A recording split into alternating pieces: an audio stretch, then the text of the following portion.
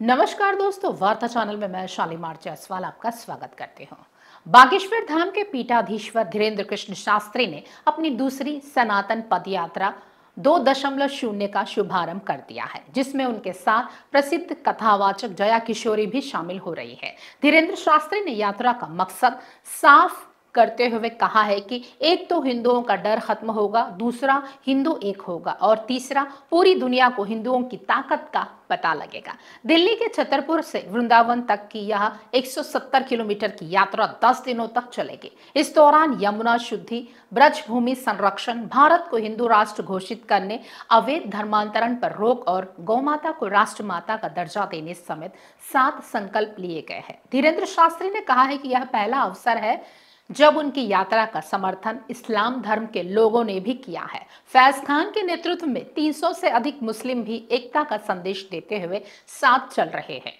धीरेन्द्र शास्त्री ने कहा है कि हमें मुसलमानों से कोई दिक्कत नहीं है, यदि वे गजवाए हिंद कहेंगे तो हम भगवाए हिंद बनाकर रहेंगे। तो आइए देखते हैं धीरेन्द्र कृष्ण शास्त्री पर हमारी एक खास रिपोर्ट।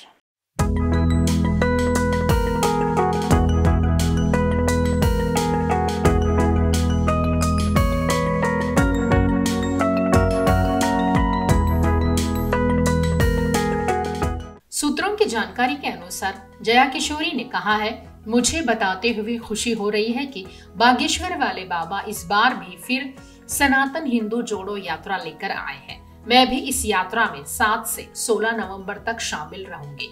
आप सभी सनातनियों से निवेदन है कि आप सभी आए, पूरी दुनिया के सामने एकता का स्वरूप प्रदान करें। यात्रा से पहले सुबह 9 बजे दिल्ली के कात्यायनी मंदिर परिसर में संत महात्माओं की उपस्थिति में मंचीय कार्यक्रम आयोजित किया गया। कार्यक्रम के बाद संतों की ओर से सौंपे गए धर्म ध्वज को लेकर बागेश्वर बाबा के नेतृत्व में यात्रा वृंदावन के लिए रवाना हुई। उन्होंने सनातनियों से यात्रा में शामिल होने की प्रार्थना की है। इस पदयात्रा के 7 संकल्प होंगे, जो इस प्रकार है। पहला संकल्प यमुना माता का शुद्धिकरण। दूसरा संकल्प भारत को हिंदू राष्ट्र घोषित किया जाए। तीसरा संकल्प गौ माता को राष्ट्र माता का दर्जा मिले। चौथा संकल्प श्री कृष्ण जन्मभूमि मंदिर भव्य रूप में निर्मित हो। पांचवा संकल्प ब्रज परिक्षेत्र से मांस मदिरा पर प्रतिबंध हो। छठा संकल्प अवैध धर्मांतरण और लव जिहाद पर रोक हो। सातवां संकल्प जात पात और ऊंच नीच का भेद समाप्त कर सामाजिक समरसता स्थापित हो। पहली बार मुस्लिम समाज की ओर से यात्रा को समर्थन मिला है। जी हाँ, बागेश्वर महाराज ने इसे पहला अवसर बताया जब उनकी यात्रा का समर्थन इस्लाम धर्म के लोगों ने किया है।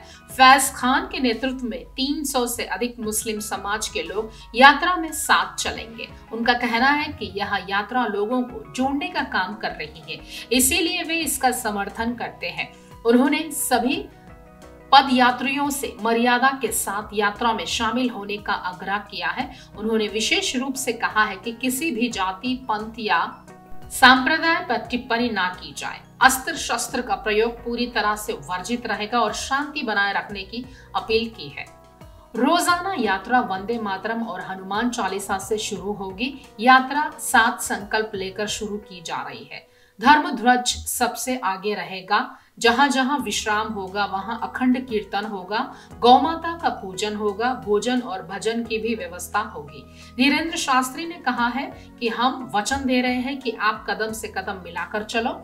संतों का साथ, सनातनियों का साथ और नवंबर 7। यह वैचारिक क्रांति की यात्रा है। यह कष्टवाद को शून्य करके राष्ट्रवाद को बढ़ावा देने की यात्रा है। यात्रा से हिंदुओं का डर खत्म होगा, हिंदू एक होगा, पूरी दुनिया को हिंदुओं की ताकत का पता लगेगा। ये तनातनी के लिए नहीं, सनातनियों के लिए पद यात्रा है। हमें मुसलमानों से भी दिक्कत नहीं, यदि वे गजवाए हिंद कहेंगे तो हम भगवाए हिंद बनाकर रहेंगे।